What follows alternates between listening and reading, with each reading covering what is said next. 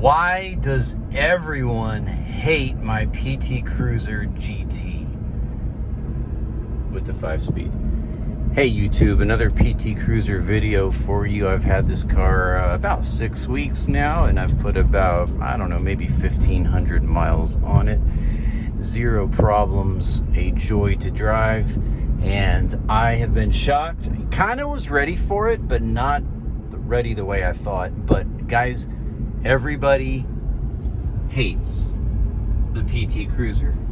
And so this video is dedicated to why I think that is, and maybe a counter thought. Oh, you need fuel. Yeah, guys, wow. So, you know, I've had a lot of cool cars on this channel. You know, I'm small fries, but I've had some pretty cool, rare cars. You know, if you follow this channel or if you look back at any of my videos in the last 10 years or so, you notice that pretty much every car I have is kind of the weird, rare, you know, kind of like cars that shouldn't be. You know, I had, I think the first car I ever had on this channel was my Forester XT, which was a, you know, a normal dorky Forester with basically the bottom end of a WRX STI and the top end and turbo of a WRX TD04 Mitsubishi turbo, which coincidentally and interestingly is the exact same turbo in this car I am driving. But you know, weird cars like the 6-speed Acura TSX, hard to find, great, amazing platform. The Fiesta ST, again, the Fiesta, the economy car sold around the world. You know, humble little car turned into an awesome little beast with the ST trim. Had the Corolla XRS for a short time, not long ago. Worked on it a little bit, enjoyed it, and then sold it. And so, you know, again, Corolla, just kind of the Corolla that shouldn't be. It's a Corolla with the Yamaha 2ZZGE engine that they put in the Lotus Elise. So this car I'm driving now, the PT Cruiser GT, it's really another one of those cars, and that's why I bought it. I didn't buy it because I think it's beautiful. I didn't buy it because it's fast. I just bought it because it was weird. I actually almost bought a Toyota Sierra before I bought this, and I could have afforded it. Price is not the issue. It's but I didn't buy that ultimately just because I've got a CRX. And anyway, I digress. This car is just weird and interesting. It's the GT model. It's got the basically very similar to the Neon SRT4 engine, with the difference being the intake manifold is a little bit different, but power is about identical.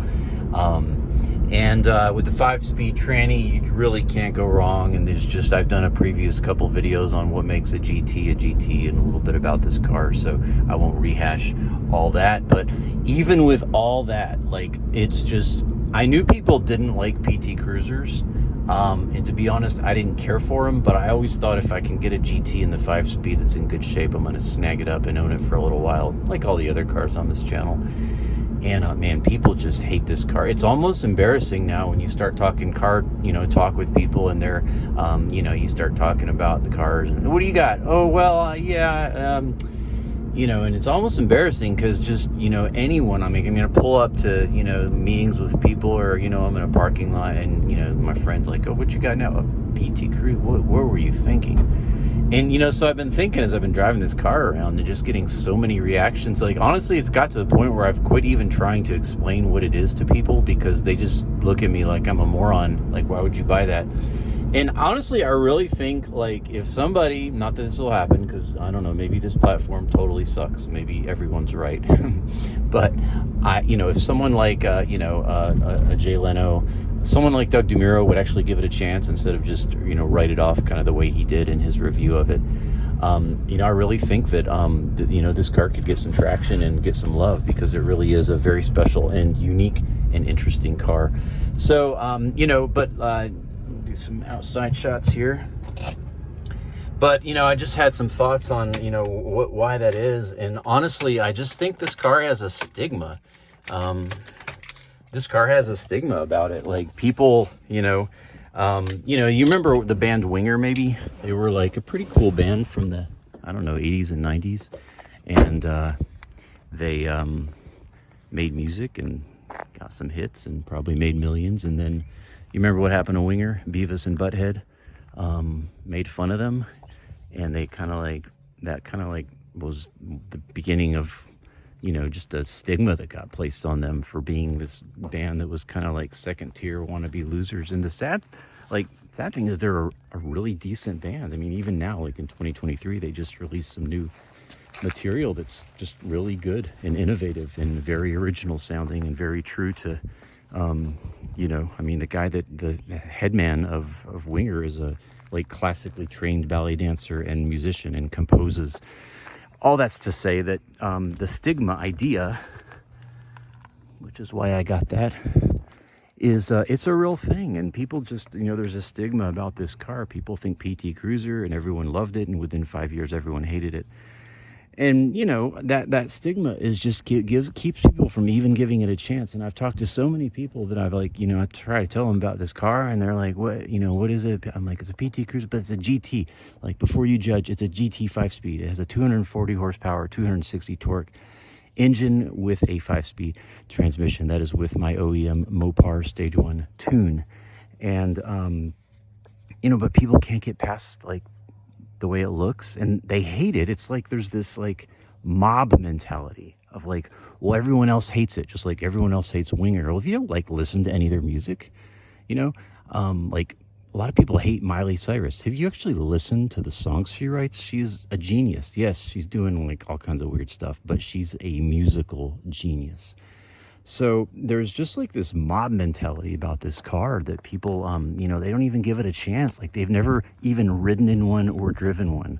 They just hear the stories, or they watch, you know, the DeMuro video where he trashed this car, you know, but they've never driven it. And so that kind of like that mob mentality, and then you combine that with people saying, oh, they're the most unreliable car.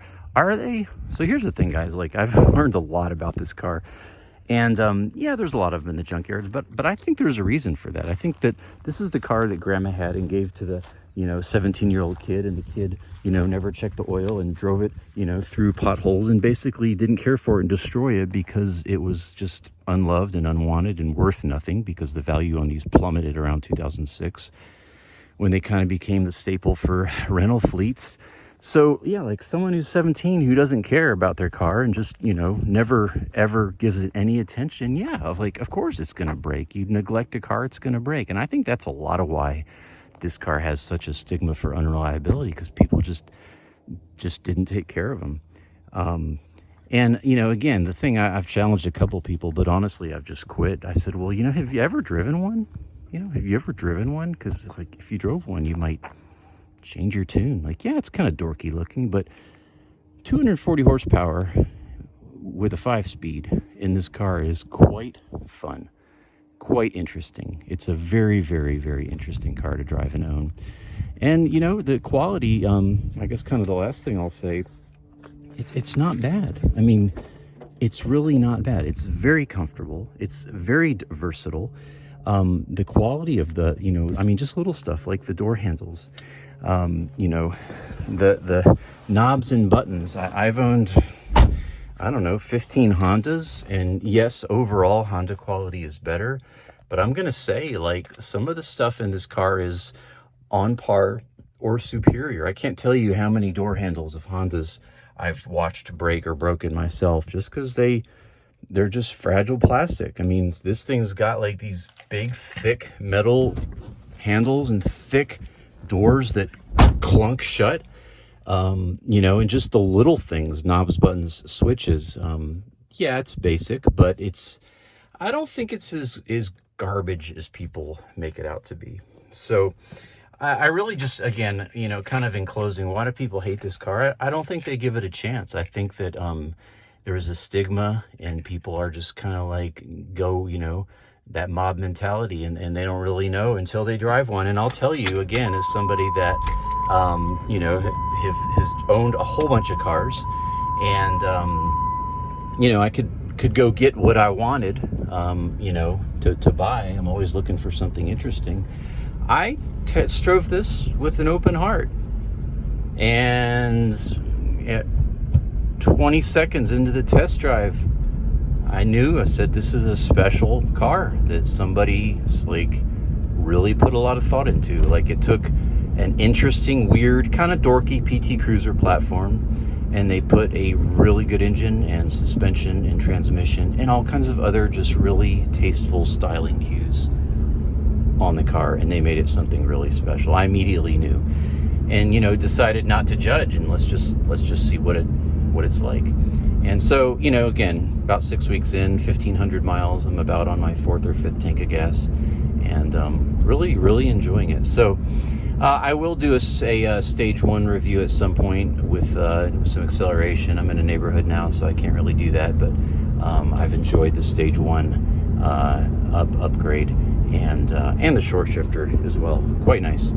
Anyway, my goal is to fill all these coin holders with coins, and then my life will be complete. Hey, thanks for watching. Would love to hear your thoughts. God bless you. Peace. Take care.